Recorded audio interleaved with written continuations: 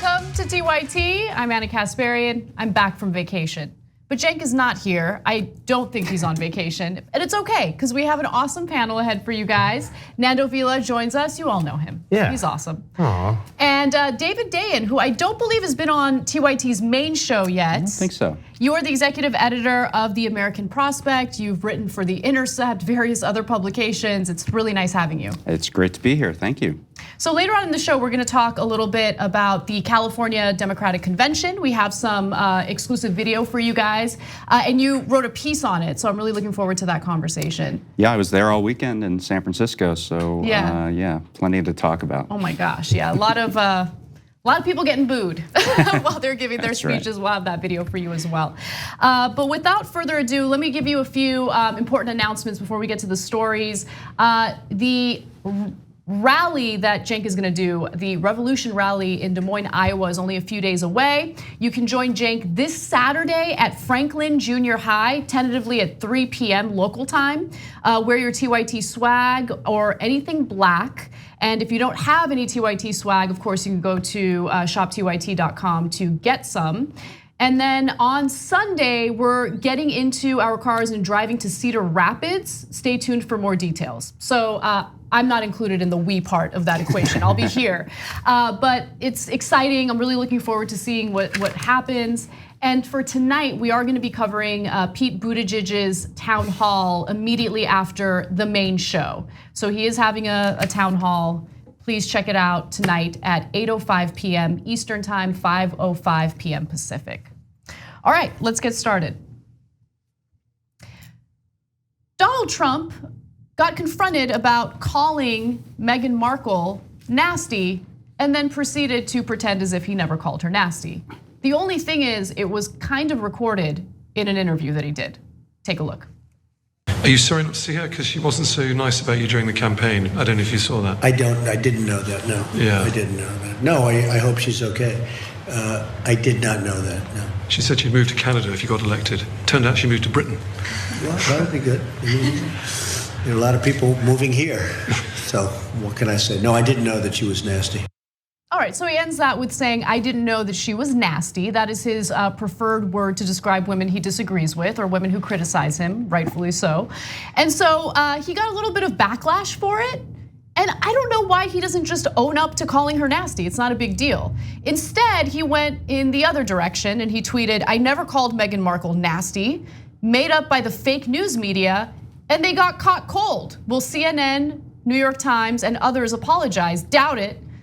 Well, they don't really have anything to apologize here for because you called her nasty. It's not only recorded, your own campaign tweeted the recording, okay? And like they tweeted the recording and then they also had this contradictory text associated with it, calling fake news CNN out, falsely claiming President Trump called Meghan Markle nasty. Here is what he actually said, listen for yourself.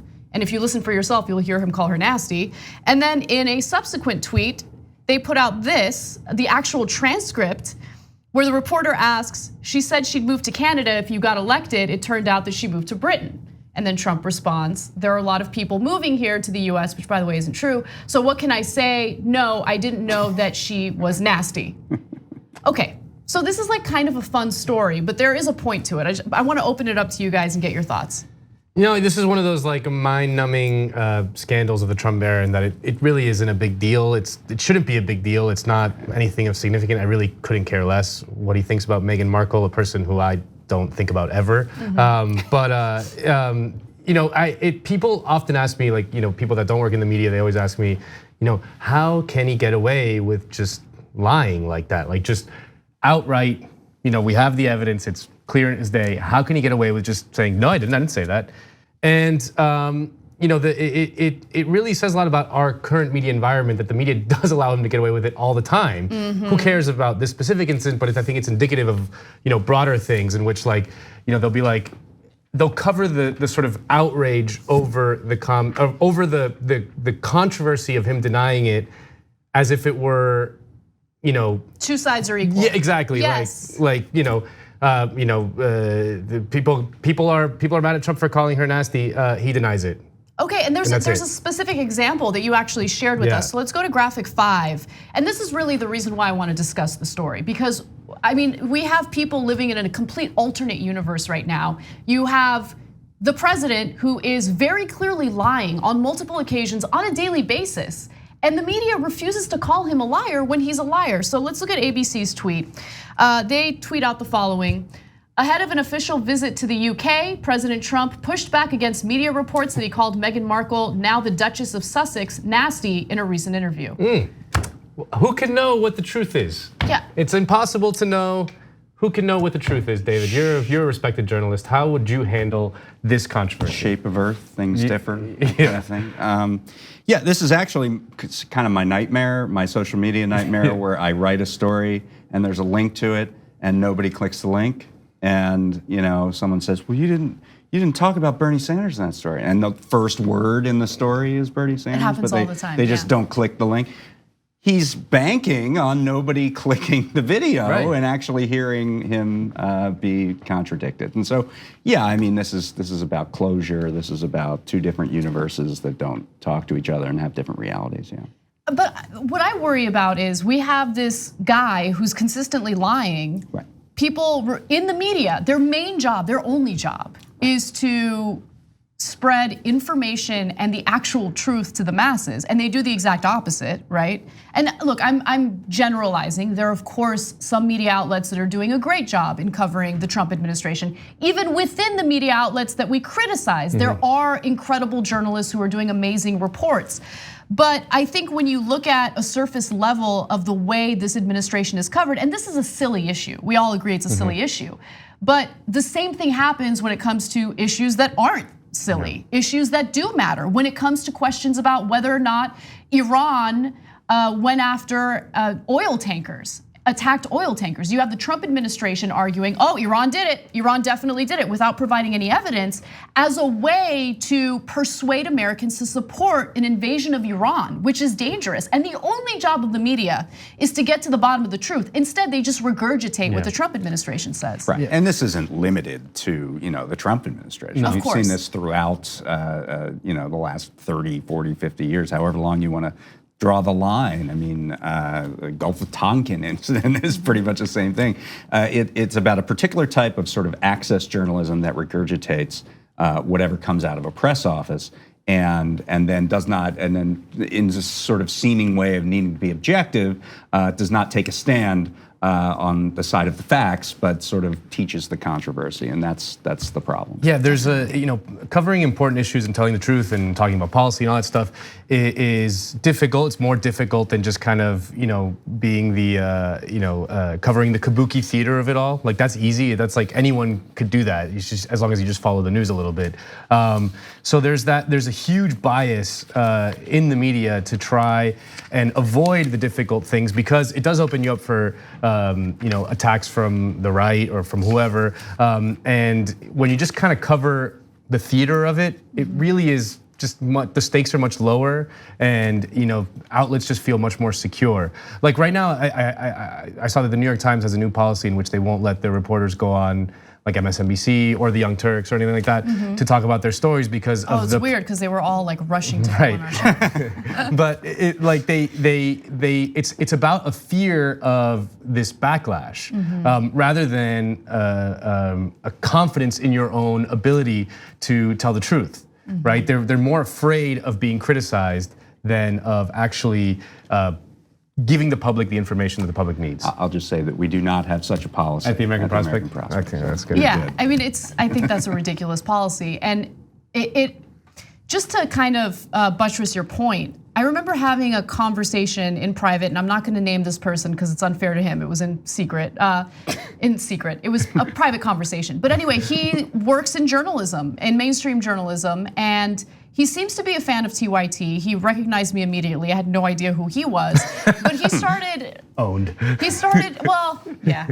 So he started opening up about how stories regarding conservatives are covered versus progressives. And so I straight up asked him, why is it that progressives only get negative coverage in mainstream media? But what's behind that? And why is it that conservatives get away with lying. They're not even called liars when they're lying openly.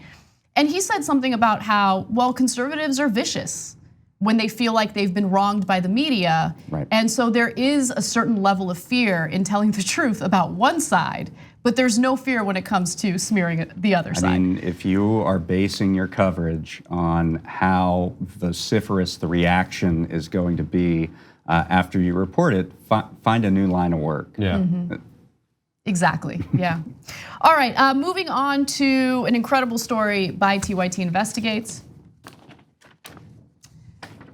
A memo obtained by TYT Investigates indicates that there have been multiple deaths of detainees in ICE custody that could have been prevented, but were not prevented due to neglect. Now, this was reported by Ken Klippenstein. Please check out the full story because it has some incredible details. He did great work here. Yeah. And what he found was that ICE's Health Service Corps is severely dysfunctional and unfortunately preventable harm and death to detainees has occurred. That's according to the document. This was a memo that was written by an ICE supervisor. And it was given to his higher up, his or her. We don't know the identity of this person. They came forward anonymously.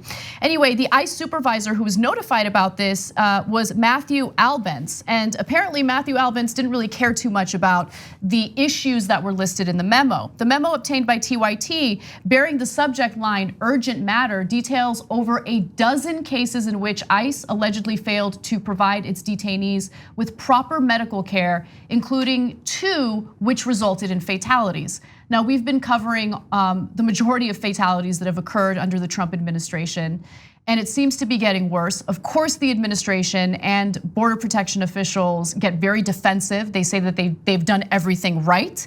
But again, these documents indicate that that's not the case. And this isn't the first ICE employee who's come forward. There's also Ellen Gallagher, who actually came forward and spoke to NBC about what she witnessed, including detainees being placed in solitary confinement. Take a look. We have created and continue to support a system that involves widespread abuse of human beings. ICE's policy states that detainees should be segregated only after careful consideration of alternatives. Solitary confinement was being used as the first resort, not the last resort. And sometimes it was the only approach. So we have some specific details of what happened to some of these detainees, but I want to get your thoughts on it. Well, this is one of those jaw-dropping stories that it's become kind of like ambient noise in a way that we've just kind of accepted it and have gotten used to it. But it's the kind of thing that if you saw this like reported in a foreign country, for example, we'd be like completely outraged and we want to do something about it, But because it's us and because we've just semi-accepted it, it just kind of it feels like it's so dispiriting because you don't feel that there's going to be the kind of reaction that an unbelievable story like this would require. So. I mean, there have been stories of minors in custody who have been sexually assaulted, who have been victimized. These stories aren't rare, right? I saw a report that there was in El Paso detention center where they were holding 900 people in a space that should only hold like 125 people. That some of the inmates were climbing up onto the toilet just so that they could get a breath of air, Jesus. Because like it was so crowded in there that they literally couldn't breathe. Like it's I don't know. It's the gulags. It's like all this stuff that we find horrifying in other countries. It's happening right here today, and it's absolutely horrifying. Well, first of all, congratulations to Ken Klippenstein for getting this story out. One thing that I would say is actually there are 3 detention centers that are mentioned in this piece: Eloy, Stewart Detention Center, and Florence Correctional Center. Those are all private prison operated. Those are all operated by CoreCivic, which is one of the 2 largest private prison companies in America. And what we know is that something like 2/3 of all migrant detainees sleep in beds that are managed by the private prison system. And privatization, I think, is a core part of this story, because when you have this outsourcing to a private contractor, the way they make their money, they lower labor costs, They lower, they cut medical costs, they cut whatever they can to get their layer of profit up. And that, obviously has these tragic consequences. So ICE can't really function without these private companies.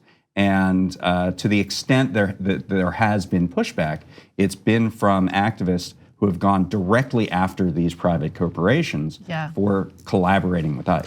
And these private prisons have been terrible when it comes to US citizens who are detained in their prisons and facilities. And there's no doubt that they're gonna be just as terrible, if not worse, when it comes to undocumented immigrants. I also wanna just quickly note that these two major private prison companies, there's Geo Group and CoreCivic, they donated a considerable amount of money to Donald Trump because of his rhetoric on immigration. They knew that that was an opportunity to cash in, and as soon as he got elected, their stock value just skyrocketed. It soared.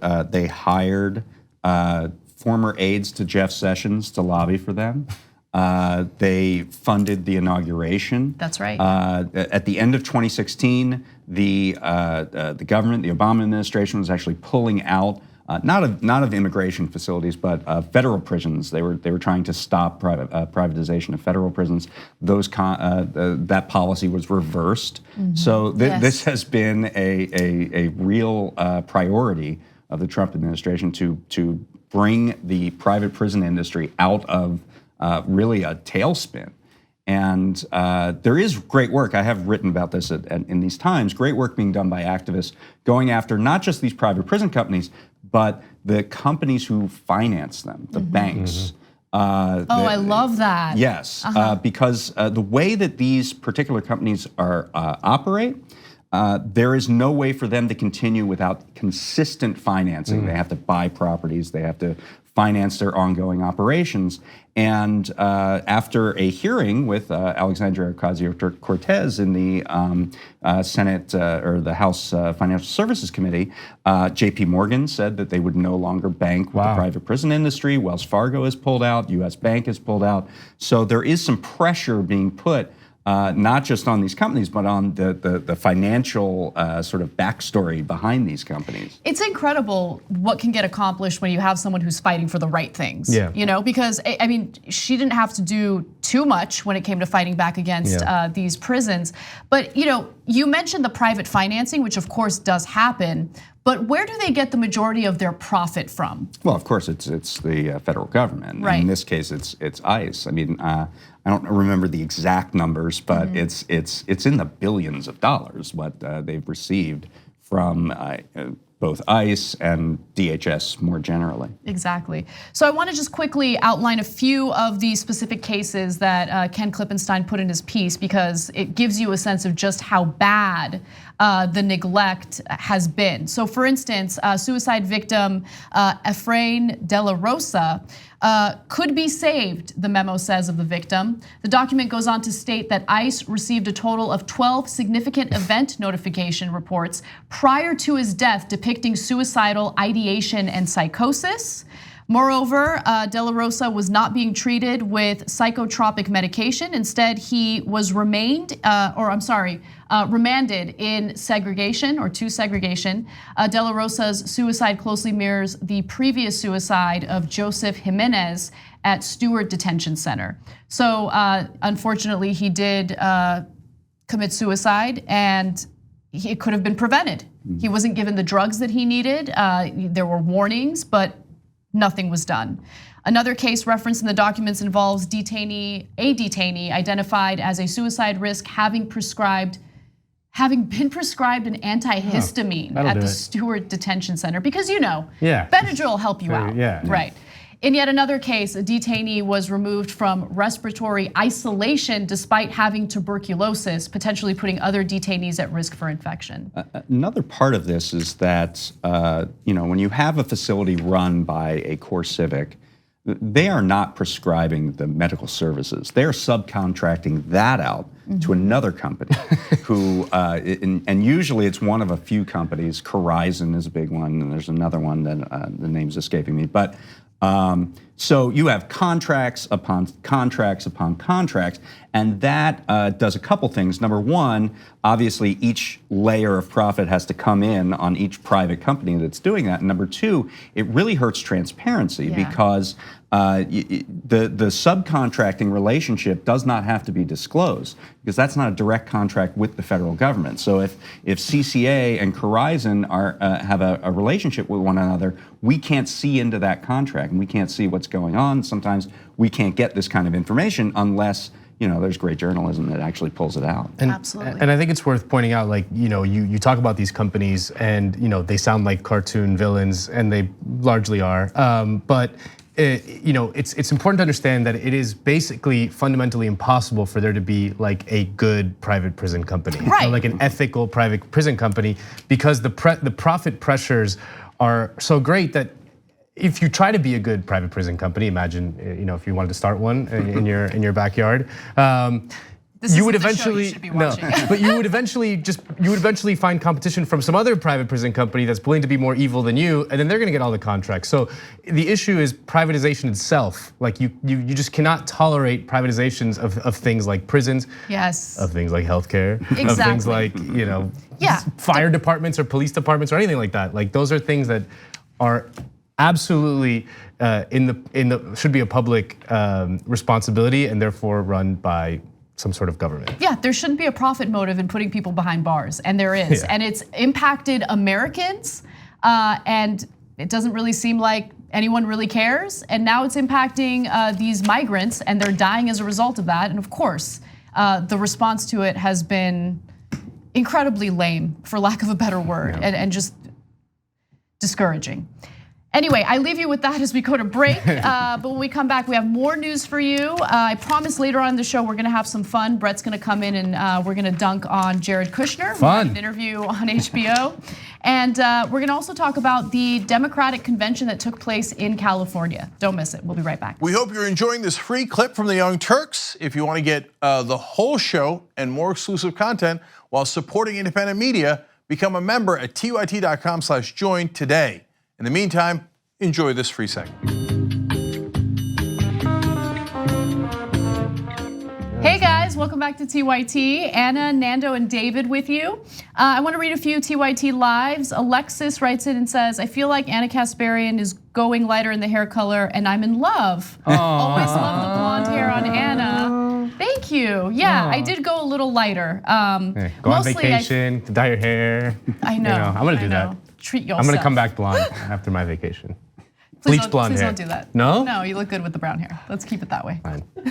I mean, do you, boo? If that's what you want to do. I don't want to boss you around. But Yeshua says, gross negligence are two words that perfectly encapsulates the Trump administration. Incompetence is in there too, I think. Yeah. Cruelty. Cruelty. There's a lot of bad words. Many bad words. Tommy Too Strong from our members section says, I'm signed in and watching on the new TYT Apple TV app. Hello. Wait, hold on, we're on Apple TV? That's cool. What? Oh, Brett's like, you have a read for it. Hey guys, we're on Apple TV, check us out. Cool. All right, so that's awesome. And I also wanna tell you guys about Squarespace. If you are looking to create a website, Squarespace is the place to go because you're gonna save money by going to squarespace.com/TYT. You'll get a 10% discount. And honestly, as someone who's used Squarespace myself, it's very easy. They have all these great templates you can use. You don't need to be some internet or tech genius. They make it a simple process. Okay, let's get to the rest of the news. The Democratic convention happened over the weekend in California. So this is specifically the California Democratic Convention, I should be clear. And there were a number of people who spoke, a number of people who were booed. A lot of crazy things happened. And David, you actually wrote a piece about it in the American Prospect. So before we go to video that we have, it's exclusive video, I wanna get your thoughts on everything that occurred. Yeah, so I mean, I think that this weekend was the weekend that the Democratic primary actually started. And I say that because there was a fair degree of, I guess, subtweeting, for lack of a better word, about the one candidate who wasn't there, and that's Joe Biden, who spent the weekend at a a gala for the Human Rights Campaign in Ohio. Yeah. And that was talked about. he had no presence there whatsoever. There were a group called Roots Action that was handing out a 2-page flyer with a bunch of quotes that he had said that were not very flattering towards him.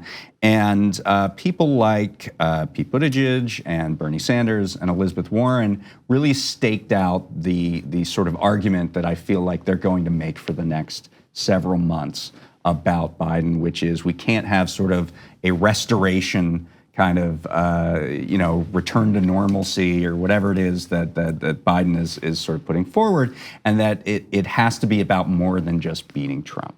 And we saw that particularly in Warren's speech, which was very well received, maybe the best reception of the entire weekend, when she said that it was basically that when you think small, when you're told to wait, when you're told not to make waves or anything, what that politician is telling you is that they won't fight for you. Right. Yeah. And that's a paraphrase. That's essentially what she said. And that was sort of the most direct challenge to Bidenism, or whatever you want to call it.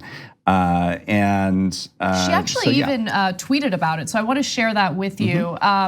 When a candidate tells you about all the things that aren't possible, I don't know if this is a tweet or if this was. This is from the speech. speech. This is from your article, actually. This is from my article. Yeah. It's actually from the speech. I didn't write it. Her speechwriters wrote it. Her speechwriters wrote it. Yeah, right. And you included it in your piece. So when a candidate tells you about all the things that aren't possible, about how political calculations come first, about how you should settle for little bits and pieces instead of real change, they're telling you something very important. They're telling you that they will not fight for you. Right. Wow, I can see why her speech was well. And it fits into her core message that there's this corruption that has rotted Washington, that Washington's broken, that we can't get things done because there are these barriers to progress. I mean, I saw her the night before the convention began. She was in Oakland.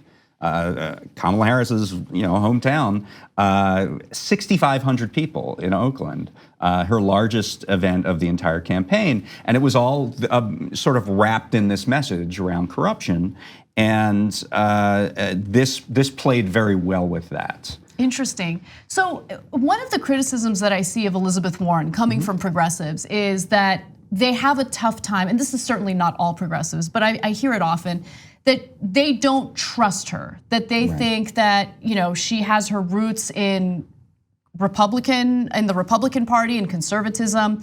I mean, I've seen her transformation and her explanations for her transformation. She was on this long interview called Conversations with History. It's a show on the UC Berkeley campus that I love.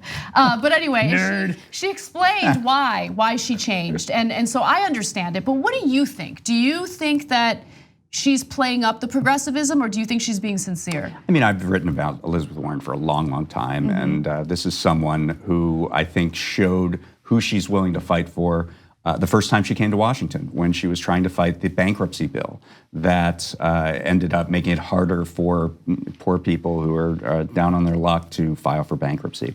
She showed her who she was fighting for when she became the head of the Congressional Oversight Program for TARP, for the bank bailout, and she challenged Tim Geithner over and over again, willing to challenge her own party, right? Or at least her own party now. So I think she has a fairly proven track record. Now, what I should say is that Senator Sanders, in his speech, which was the next day, it was on Sunday, had a similar kind of message. I guess there was a hashtag running around called "No Middle Ground," right? So that was sort of the theme of his speech, that there should be no middle ground. And of course, that's a reference to something Biden's campaign said about climate change, that they're looking for a middle ground policy on the destruction of the planet, right? So Sanders is very strong on that, said there should be no middle ground on climate change, no middle ground on abortion, no middle ground on inequality and things of that nature. So I think both of them are staking out a similar critique of Biden, and they weren't alone. I mean, Booker and Buttigieg, it seems like there was a real concerted effort here, and that's the way just say that it's just not enough to say I'm not Donald Trump and here I am, vote for me. Absolutely. So I want to go to some video that we captured.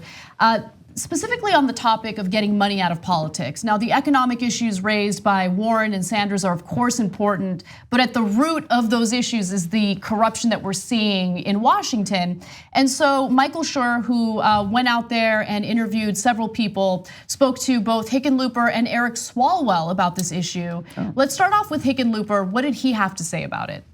Do you support a constitutional amendment to get money out of politics? Yeah, if there was a way to do it, for sure. And do you think that would be something you could pursue to get private dollars out of politics? Well, again, that's a longer conversation than just walking through a thing, but certainly there is too much money from self-interest in politics. I'm assuming that the woman ahead of them is the PR or press person, and she's just like, yeah, like I couldn't stop looking at her face while that interaction was happening. But do we buy it? I mean, well, it's interesting because there's with Hickenlooper, a guy like Hickenlooper, there's a certain generation of Democratic Party politicians, and I don't mean that like in terms of age, just people whose like politics were formed around a very famous moment in the Bill Clinton campaign in 1992 called the Sister Soldier moment. Right. And this is something that only happens in the Democratic Party. It does not happen in the Republican Party, in which for some reason they get points from very sober news media analysis for talking very sternly down to their base. Like their base is telling them that they want something. They're like, you know what? I know you want that, but you can't have it. And an entire generation of Democratic Party politicians have been sort of raised on that. And we saw it time and time again in the Democratic convention this weekend, when which candidate after candidate was like, yeah, Medicare for all sounds great, and I know you guys want it, but can't have it. And then they all got booed. So that's the big divide I see in the Democratic Party, is like some candidates who are willing to do what politicians should be doing, which is working for their constituents, their voters, the people who get them into office, and giving them the things that they want. That's how democracy works. And others who are still playing this kind of old, very 90s game of trying to score points with op-ed writers in the Washington Post and meet the press by saying things like, what you want sounds great, but it's unrealistic. Yeah, and he was this is my view of the interaction that we just watched. He seemed dismissive. Yeah, sure. I mean, if there's a way to get there. Yeah. So if you this crazy idea that you have, sure, sounds great, whatever. Right, and if first of all there is a way to get there, there's a clear way to get there. That's not to say it's easy. It is challenging, but he's not really interested in the way to get there. From the way that he. First of all, by the way he's been campaigning, it's abundantly clear. And more importantly, the way that he handled the questions from Michael there. Yeah, I mean, John Hickenlooper was there to deliver that Sister Soldier moment. Yeah. He was there to troll the campaign, which is even what's so classic about 90s politics is not even the first time that someone came to a California Democratic Party convention to do that. Dayen Feinstein in 1990 talked about how she was supporting of the death penalty, and the crowd booed her, and she used that footage in an ad that year. Yeah. Hickenlooper did fundraising over the weekend on the fact that he got booed for saying that the Democratic Party should move away from socialism. And by the way, much worse than the booing is that I was in the room when Hickenlooper did that and when John Delaney did that, and nobody was paying attention to them before they said the word. It was like an Alexa wake word, like socialism. Oh, what? And the problem is that Hickenlooper doesn't really know his history because, in fact, the Sister Soldier moment came after Bill Clinton had already pretty much tied up the nomination. It was like a safe They had time nowhere else to go. Yeah, they had nowhere else to go. He was playing to the center at that point. Now Hickenlooper's like, oh, look, I did the same thing, but he's gonna lose because no one wants him. So I wanted to just quickly juxtapose the way Hickenlooper responded to the way that Eric Swalwell responded. Now, putting aside any of the other political issues you may have with Eric Swalwell, I was actually impressed with the way he handled this question. So let's take a look. As president, would you be pushing for a constitutional amendment to get money out of politics? Yes, I want two constitutional amendments. I want to say that money is not speech, and to pass the Equal Rights Amendment. I think we could do that in my presidency. I also want to challenge the country to go to publicly financed campaigns and believe that we can do that in our lifetime. someone like me is not supposed to be in Congress. I wasn't related to anyone in politics. My parents didn't come from any money. Good government reforms of independent redistricting and a top 2 primary gave me a chance. But too many voices are being silenced. The only way we're going to get more regular people in Congress is to get the money and the dirty maps out. See, like he seemed eager to share his ideas, big ideas about getting money out of politics. He didn't try to run away from the interview. He didn't have a press person, trying to cut it short. Right. So I like that answer. I thought that was a good answer. Why do you think Biden didn't show up? I mean, if you take his word for it, he was committed to I don't this take his word for human anything. rights campaign dinner.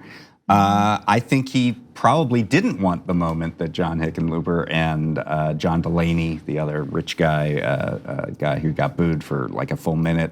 Yeah, kind of hilarious. We're gonna watch that soon. He didn't want that, and he's he's running like a front porch campaign like from 1900. He doesn't want to sort of say anything to upset anybody, and he feels like riding on the coattails of Barack Obama. 12 years later, we'll still get him to the nomination. If that actually Just works make the out, exact same mistakes I know, that but- occurred in 2016, and right? if that campaign strategy for Biden, which I don't know, I can't predict the future. It seems wrong-headed to me, but if that works and he becomes a nominee doing that, I think I'll have to check out. It does forever. not seem that'd be so depressing. terribly sustainable. And the party chair did announce that he would be. The Democrats have another convention, endorsing convention in November, and they announced that Biden would be at that.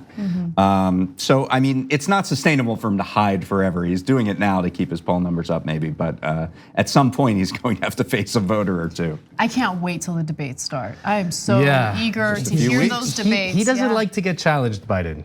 I have a feeling he's going to react poorly. He doesn't like it. He's not used to it. But more importantly, I mean, his answers for the very real issues, economic issues that Americans are dealing with right now, for healthcare, for climate change, for all these issues. I mean, you're gonna see how Biden responds to those questions versus how Sanders or Warren or whoever else responds to those questions. And I think it's gonna be hopefully enlightening for some of the Americans who think that he's the right choice. Anyway, I don't wanna put any thoughts in your heads. You should decide for TYT would never do that. Yeah. Anyway, let's go on to my favorite part of this whole event that took place in California. Over the weekend, California held its Democratic convention, and there were some things that really stood out, particularly when candidate John Delaney talked about Medicare for all and the reaction that he got as a result of that. So let's take a look. But we need, as Democrats, to build an economy that works. But it's got to be with smart policies. Medicare for all may sound good, but it's actually not good policy, nor is it good politics. I'm telling you. I'm telling you.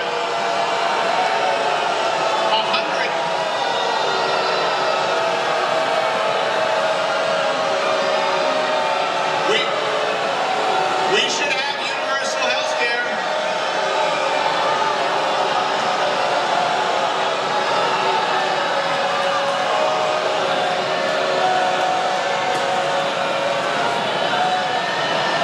We should have universal health care. We should have universal health care. We should have universal health care, but it shouldn't be a kind of health care that kicks 150 million Americans off their health care. That's not smart policy.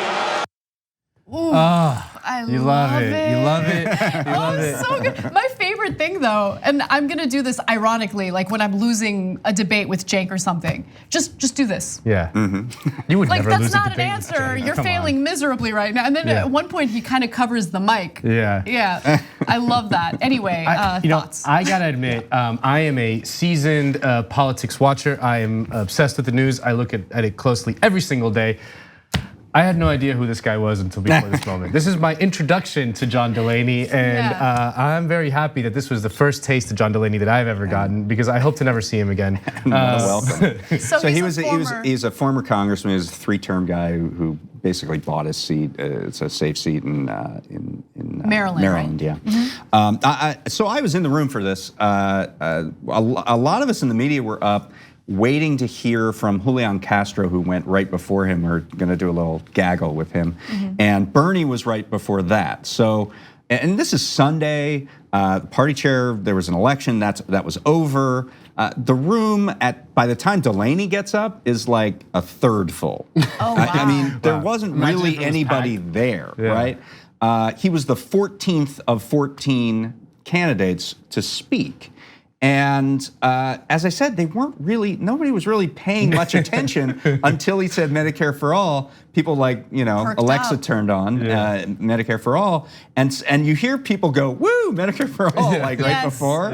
And then he lays the hammer down. And, you should have listened to that foreshadowing woo, but he just kept going with it, and it was a bad idea. Now, AOC actually jumped into this and tweeted the following: since there's so many people running for president and not enough for Senate, instead of obsessing over who's a front runner, maybe we can start with some general eliminations. This awful, untrue line got booed for a full minute. John Delaney, thank you, but please sashay away. Ooh. Beautiful dance reference there. And John Delaney didn't like it. Not sure Delaney can sashay, but. It takes some skill, and he doesn't seem to have much. Now, he responded to AOC by saying, hey, AOC, we have the same goal, universal healthcare for everyone. No, we just have different ways of getting there. Healthcare is the #1 issue for voters, so let's debate the way forward. Any show of your choosing, healthcare is too important for tweets. We need real discussion. He says any show, right? Show, right here. Right here. So, Cenk Uygur says, I'll be your huckleberry. And both of you have had very positive experiences on TYT. I'll be fair, so we'd love to host it. Both sides agree. If both sides agree. I love John Delaney, a guy, again, who I'd never heard of before. The extent of my knowledge of him is that he likes to get booed right to his face, and then he just turns into like a online like MRA guy who like is obsessed with like debate me, debate me right now. Like how many times have you gotten that? Like I want to debate you, Anna.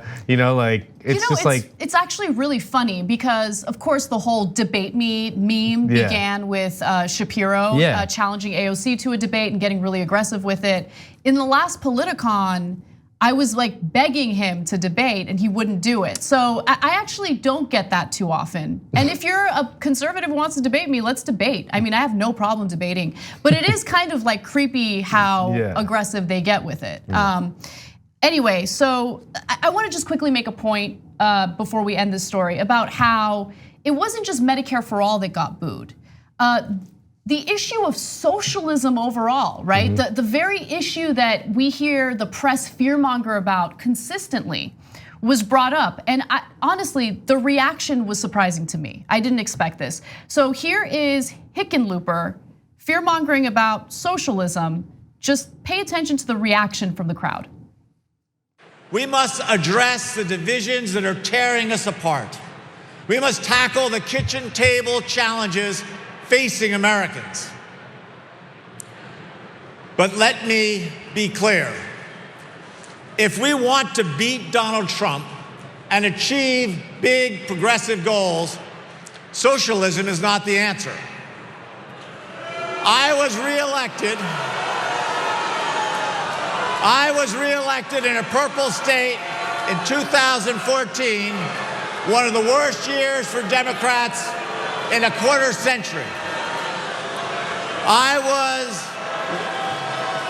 If we're not careful, we're going to end up helping to reelect the worst president in American history. I was one of only 2 Democrats that year to win in a swing state. And as governor, I worked with nonprofits and business, with Democrats and Republicans. Amazing. Yeah, it's great. You love to see it. I mean, and again, like I said, he did fundraising explicitly on this moment. There's a Washington Post post in which it was a conversation with Hickenlooper talking about his very own Sister Soldier moment. It's bizarre to see it, because it's such a politics of a different age, and there's no way that that's going to work today. And Hickenlooper, it has to be said, I think I'm contractually obligated to remind people that Hickenlooper drank fracking juice to prove that it was safe. Yep. Indeed. Yeah, I mean, I think there is a difference between Delaney, who I think is just cloistered and clueless, and Hickenlooper, who was trying to do this. He was trying to get this rise out of the crowd, and you know, the California Democratic Party. It's you're talking about the activists when you're talking about the people who are there, volunteers, people who stuff envelopes, the people like those are the people that you want to kick in the teeth, right?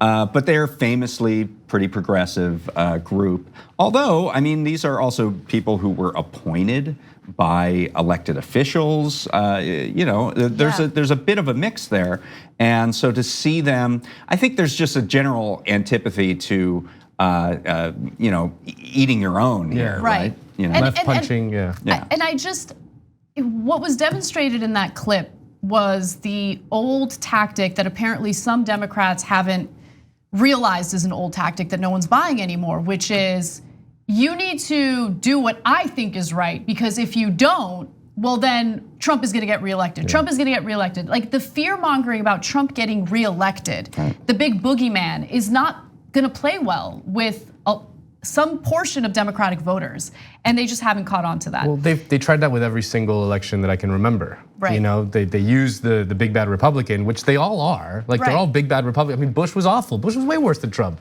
You know, and they use it as a cudgel to punch left, right? And you know, the strategy, you know, it hasn't really worked out for Democrats. I see Republicans in power everywhere, all over the place. All right, we got to take a break. When we come back, an insane story about mismanagement of taxpayer money in Puerto Rico. And let me tell you something, it's the private companies that are mismanaging the money, not the Puerto Ricans. I want to give you the details on that and more when we return.